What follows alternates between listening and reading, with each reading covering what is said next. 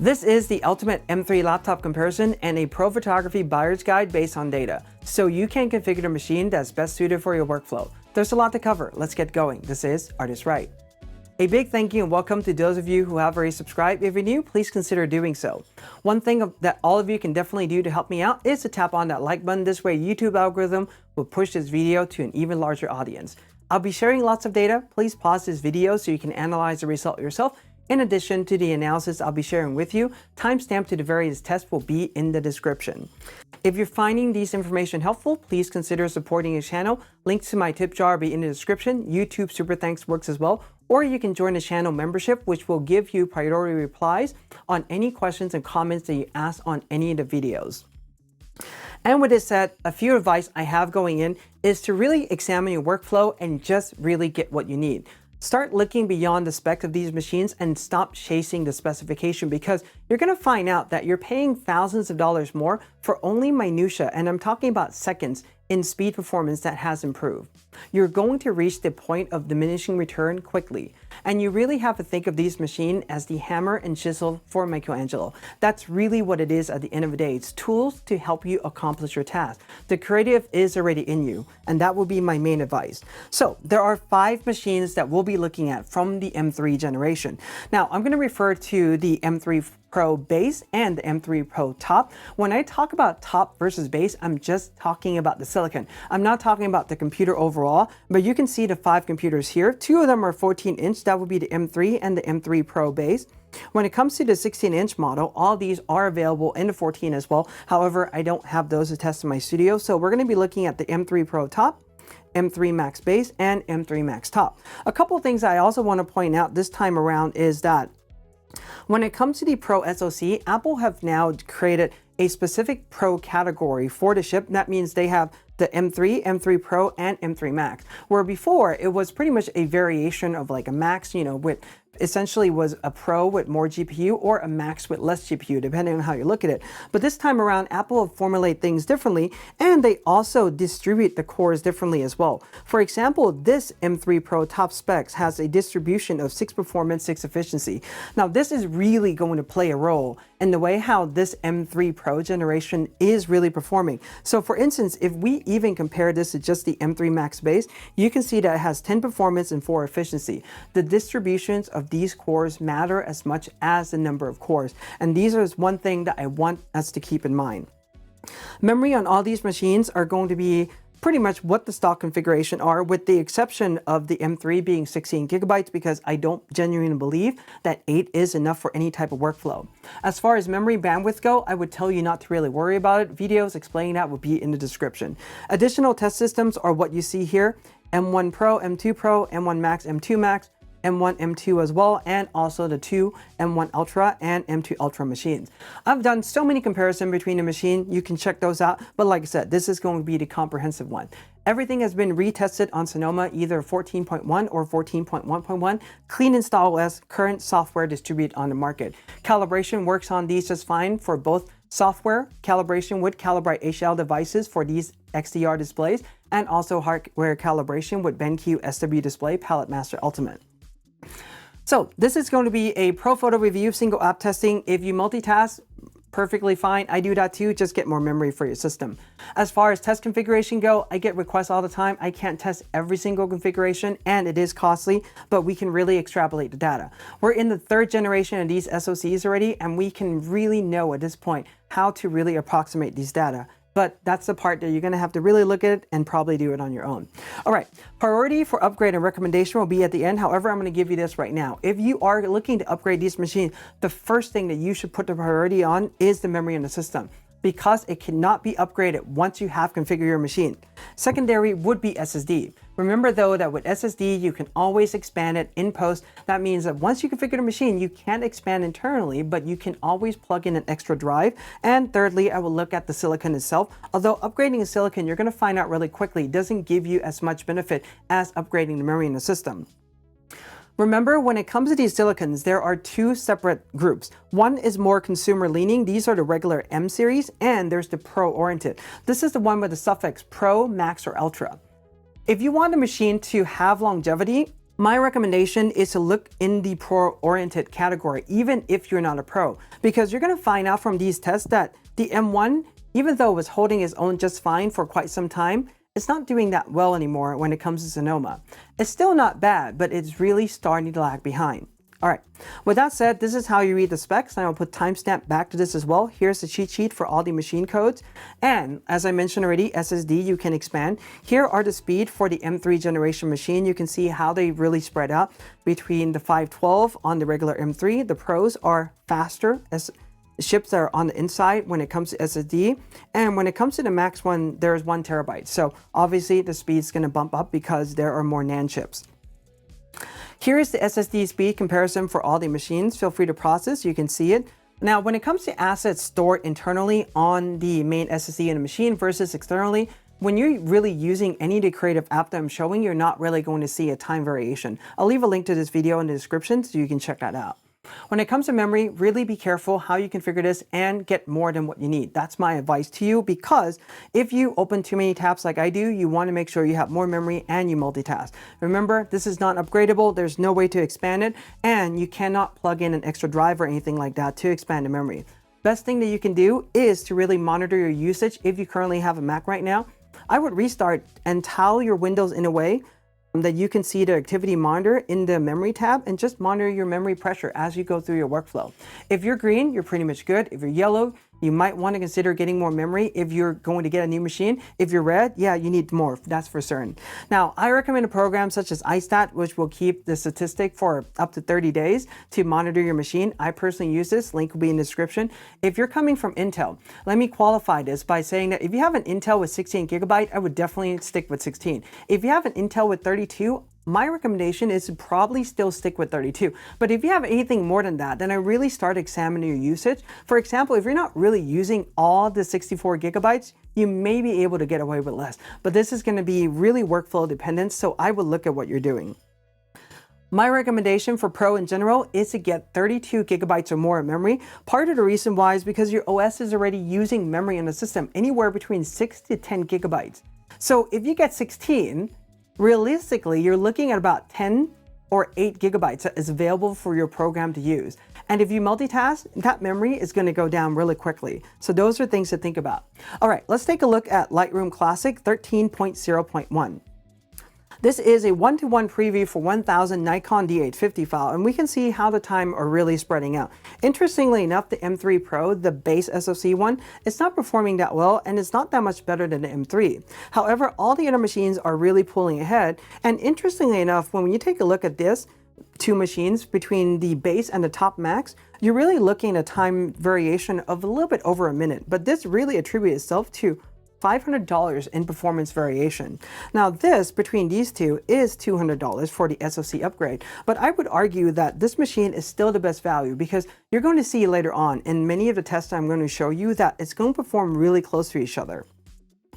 With this said, this is the machine for all the spread. M2 Ultra and M1 Ultra still comes up at the very top, although the M3 Max is within striking distance, but you start to see the spread right there. And I will argue that if you're okay with a desktop, the M1 Ultra is an amazing value machine at this point. Now you can see how the M2 Max, M2 Pro are performing. Those machines are no slouch either. So if you have the M2, M1 generation, anything in the Pro SoC, that means the Pro, the Max, or the Ultra, you're going to be fine. Now, as you can see here, the M1 is definitely lagging behind a little bit, and also the M2 as well. So these are just some consideration points. And if you do this for a living, my recommendation is to go with anything with the Pro, the Max, or the Ultra. That's going to really serve you well over the long run. When it comes to export, for these 1000 file, this is using CPU and GPU in combination. We can see that the time variation, I mean, there are some. This is a little bit over a minute, but for that 1 minute, I would be more than happy to just really save $500. So this machine, the M3 Max base SoC, I would say is a clear winner this time around in both the 14 and 16-inch model. Now, I don't have the 14 ones to test, but I'll leave a link as a reference to another video that I think does a really good job comparing the 14 and the 16-inch model. Now, when it comes to the 2 Pro machine, this data can be slightly misleading because this technically is the M3 Pro base SoC that's pulling a little bit ahead. of the top SoC one. So personally for me, I would recommend saving that $200 because you're not really going to see that much gain. Here's where the M3 lands, and here it is when we compare all the other machine in the lineup. So the Ultra still come up at the very top. And like I said before, the M1 Ultra, you can get that at an amazing value right now. That is a really killer machine at an awesome value. And if you're okay with a desktop, I would look at that. But when we take a look at all these other machines, you can see how the M3, the Pro and the Max are really clustering together, and all the other machines are pretty much falling right behind. Obviously, M1 and M2 not performing quite as good on these tests, and you start to get the idea for how they are performing there. The M3 is still sticking with the group, but overall, in long run, you're going to have a much better time with all of these others. For example, the Max and the Pro, as you're starting to see right now. They're still holding their own just fine, and they're not lagging quite as behind as just the regular consumer-oriented SoC. What about Lightroom Classic HDR Merge? Timing between all of these are just pretty much a second or two apart. I'm not going to worry much about that. But interestingly enough, when we take a look at all these, the M3 are all clustering together at the very top, with all the other machines just pretty much falling behind. This has to do with just the frequency of the CPU core. It is running faster, it is running more efficiently because it is technically a new SoC. But the timing variation between all these, would I worry about that much? Probably not if you already have a Pro, a Max, or the Ultra SoC. Although you can see the M1 is definitely trailing behind. Lightroom Classic Panorama Merge. This is combining 14 Nikon DA10 file to create a 314 megapixel panorama. And we take a look at this timing, all of this really comes down to between a RAM and CPU task. So what this really means is that the more RAM you give on your system, the better off you're going to be when it comes to these type of merge. Now, there is a point of diminishing return, and we're going to see where that is in the next chart. However, if we take a look at this, I will argue that if you take this base M3 Pro SoC, upgraded 36 gigabyte memory, it's going to perform fairly well and will probably come somewhere in between there. That's just something to really think about when you are thinking about this machine. All right, with that said, here is the rest of the machine in the lineup. And interestingly enough, when it comes to this, we start to see the point of diminishing return already. This means that the 48 gigabyte is coming up just about a second ahead of the 128 gigabyte M2 Ultra. It means that it's not going in to utilize all these memory, and the point of diminishing return for memory itself, it's generally around 36 gigabyte because that's the lowest before we see the next time jump, a significant drop in time. Something to think about there depending on how much panorama merge you do, but these are factors to really consider. AI noise reduction. This is a task that is really supposed to be using the NPU. And that is the neural processing unit, and it's supposed to be that much faster, but there are some graphical glitches and things that happen, which is the reason why Adobe is still using GPU as of now. Hopefully these bugs will get fixed in the future version of Lightroom. Right now, I'm only testing one file. You can see between the GPU itself, I mean, there are some time variation, but we're only talking about seconds apart between these two variations of the SoC, and I would definitely recommend saving the $500 or the $200 for the most part, because it's not really worth it to spend that much more money and only get marginal returns. This test is going to be revised in future tests I do with multiple files, so an FYI there. Here it is for the rest of the lineup. The Ultra still comes up at the very top. However, the M3 Max, the top SoC one, is pretty much within a striking distance of all these machines already. And the M3 Max base SoC is still doing really good. You can see how the rest of the machine in the lineup is doing. And this is what I was talking about when I say the M1, M2 machines are really starting to trail behind there, and also somewhat the M3 as well.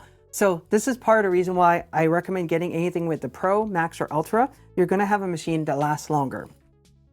Lightroom 7, this one supports full acceleration, and we're doing export for these same 1000 Nikon DA50 file. This is the task to use both CPU, GPU, and RAM in combination. So timing between these two, 2 seconds. Obviously, base M3 Max, clear winner in this round.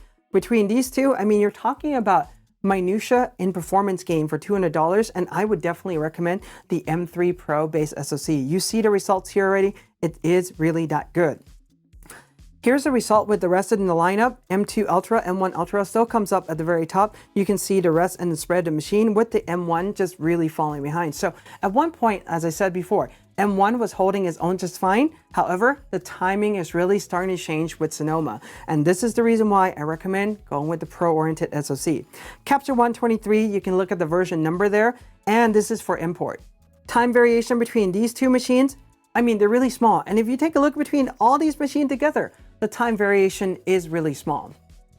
So best recommendation for Capture One is to not really look at the import time, but just to be aware of it. Here's the import time compared with the rest of the machine, and I have a lot of things I can say about this, but we're gonna keep that because I've said this in other videos already.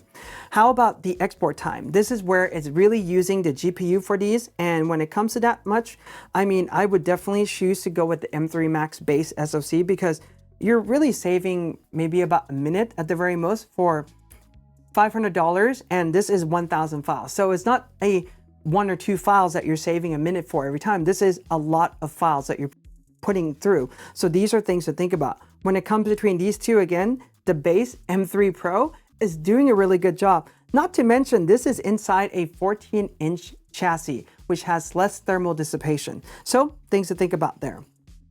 Here it is with the rest of the machine in the lineup. Now, Capture One is not a program that scales well, so we have the 2 Ultra machine that has way more, for instance, GPU core, but it's not doing that much better. Way more memory. None of this really makes sense. So Capture One tends to favor the latest silicon, and there's a point of diminishing return when it comes to the GPU core. And generally, what I found in the trend, that happens to be the Max SoC in the base configuration. So if that's what you're doing for Capture One, that's my recommendation. However, I will also point out that the M2 Max, just the base SoC, if you can get that at a really good price right now and you're only using Capture One, that is performing mightily fine. So something to think about there. Let's take a look at Photoshop. I'm using Lloyd Chamber test. Pujet's system will come later on. These are the 3 tests I'm using from him. Links to his website will be in the description. When it comes to Photoshop, all these machines are within milliseconds of each other, and without computer timing, for the most part, they are just pretty much the same. So you can see the speed compared to all these machines. M1's not doing that well anymore. So if you do Photoshop, my recommendation, if you can get away with just 36 gigabytes of memory, I would tell you to get the M3 Pro inside the 14-inch chassis and you have an amazing Photoshop machine. You can see that from pretty much the Photoshop Medium 15.7 gigabyte file. Yes, the Macs are doing that much better, but the Macs are doing better because this is a RAM-based task and these 2 machines has more RAM in the system. So what I'm arguing is to take this base M3 Pro, and by the way, this is the base one that's doing better than the top spec one. Take that base one, upgrade to 36 gigabyte memory, and you have a clear winner in this lineup. And here's a look at the rest of the machine in the lineup. Do remember that this 15.7 gigabytes is already filling up the memory on the system, and it's definitely swapping to the SSD. A couple things I want to point out is that at 70% RAM utilization, the M3, even though it has 512 gigabyte SSD, speed from our testing seems fairly decent, but when it comes to this type of heavy workflow, it doesn't do that well. That means the quality of NAND inside this generation machine, or the overall throughput and speed, is not quite as good as what it is in the previous M1 and M2 generation. So this is something to think about when you are getting a consumer-oriented machine, which is part of the reason why I really just deter you from really looking at those. Because when we take a look at 90% allocation, we can see that if it's using less of the SSD to do the swapping, it's actually performing that much better. In fact, it actually is beating out the M1. And even though it's really supposed to be beating out this M1 this entire time, it's really not doing that. So something to think about. And for the M1 itself, there's not that much variation in speed because you see the timing pretty much the same. The rest of the machine in lineup, you can see that the M3 are really just coming at the top. M2 Max is performing fairly well if you really think about that, and also the Ultra as well. I mean, M1 Ultra is still sticking up there. This is really a variable based on memory, but we see a couple things here. We see the 128, performing just about a second longer, 64, 32, it's quite up there as well. Very interesting memory distribution here, but these are just some factors to keep in mind. Lastly, this is Photoshop Huge. Now, if you work with these files day in, day out, definitely get your machine with more memory because it's going to help you. But if you just do this every now and then, it's really not that bad. So 56 gigabyte, this is filling up a 16 or 18 gigabytes many times over. With this in mind, 48, 36, 18, and 16 gigabyte. You can see pretty much the timing reduction there. This is literally just a function of how much memory you have in the system. This is doing a lot of swap and is not doing really well at all compared to the other machine in lineup, because we're going to see the same result being shown on the M3. It's performing dead last in this chart, even though it's really supposed to be clustering up somewhere between the M1 and M2, but that's not the case. Now, M2, it's pretty much just right here. It is, I would say, close to 45 seconds faster, around that range or so. Interesting result. And the M1, I mean, amazingly enough, is still doing just fine in this test. But if you want the ultimate performance when you're working with these large files, definitely consider getting 128 or 64 gigabytes of memory. And you can see that this distribution is really just based on going from 16 to 128 gigabytes of memory. So I hope this helps any Photoshop user out there, but M3 Pro for Photoshop is still going to be one of the best machines if you're okay with just getting 36 gigabyte memory max. All right, let's take a look at the hardware encoder decoder engine. This is the reason why I recommend, if you do any type of video workflow, if this is your daily living, get the max, because you are going to be able to render that much faster. Double the encoder decoder engine. You can see the time there. This is pretty much cut in half between the Max and the Pro, and this is where the investment really comes in. You really start to reduce the time it takes to finish a task.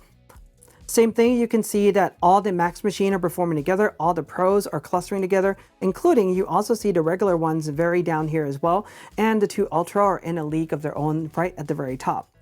This is HEVC H.265. Now for this, timing is identical between the Pro and the regular. However, when it comes to the Max, you still cut the time in almost half, not quite half, but close to there, and it's really saving you a lot of time. You can see how the regular machines, the Pro and the regular, are being distributed, the Max SoC and also the Ultra itself. And this is part of the reason why I really like the Ultra workflow, because you can say that you can go get a coffee and so forth, but if you are in a time crunch, for instance, there's a mistake in a video, you need to make a quick adjustment, being able to get it out that much faster for proofing is something that is definitely helpful. I know, at least in my workflow anyway. And last thing I want to mention here is that my demands for these are not quite as high, so I don't have any stuttering on the timeline based on the files that I'm bringing in. However, if your demand's higher, I would definitely recommend testing it out before. But any of these Macs will really do just fine. This is ProRes 422. Something to think about right there regards to the time. M1 is performing dead last in this one. M2 Ultra still at the very top. Can't wait until the M3 Ultra comes out, because I think that's also going to be a superb machine as well. Adobe After Effects, this is using Adobe Benchmark, and I am using the hardware engine that uses both CPU and GPU. Timing are identical to each other. GPU is not on by default because there are some color shift and artifacting that happens, but that's just something to note. Here's a comparison between the two Macs, the two Pro SoCs, and also the regular one. Here's the timing between the rest. Now, on some of these machines, I qualify them between CPU and GPU. You can see the timing are not that much of a difference at all. And depending on what you do, I would just choose the machine for After Effects, really based on your workflow. If you use a lot of this, you get to see the data, how they are performing already. And I will say though that these two machines, for example, the M3 Max Top SoC, the M3 Max Base SoC is performing really well when it comes to these tasks. And all these machines on the very top, there's 4 of them, are pretty much in a league almost of their own. And you can see the result there. So my recommendation for best SoC and laptop this time around for the M3, here's the thing. I don't recommend getting the regular M3 SoC, because if you do anything to this M3, for example, upgrade this to 16 gigabytes of memory, this is the price, and you are now within $200 of an M3 Pro SoC, the base chip. And for $200 more, you're getting a much better machine, a chip that's going to last you that much longer. You have an extra Thunderbolt ports. There are a lot to say about the M3 Pro, the base one this time around. And I would say that if you're just looking at the M3, I would look at the M3 Pro instead and just look at the stock configuration.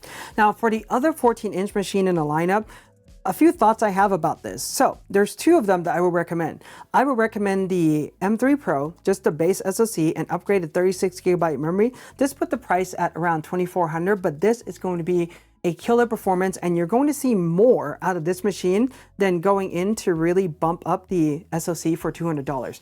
That's my recommendation. When it comes to the 14-inch machine, I would say the M3 Max Base SoC, it's going to give you a really good result. And it does enable you, one more thing, is the ability to upgrade the memory up to 96 gigabyte. Now, the memory upgrade on the M3 Max this time around is a little bit interesting because there's no direct upgrade to the 36 other than really going up by 2.6 times, and you are paying that much more for it. However, if you need memory, this is really a great way to go, and one way to really save the money as well. So when it comes to the 16-inch model, what are my thoughts? I don't really like the M3 Pro this time around, the top spec SoC one, because I don't think it's really that good of a performer. And I would tell you not to upgrade it, but if you're choosing a 16, you don't have a lot of choice. Now, when it comes to the Max, the base M3 Max is performing really well, as you've seen in all these charts already.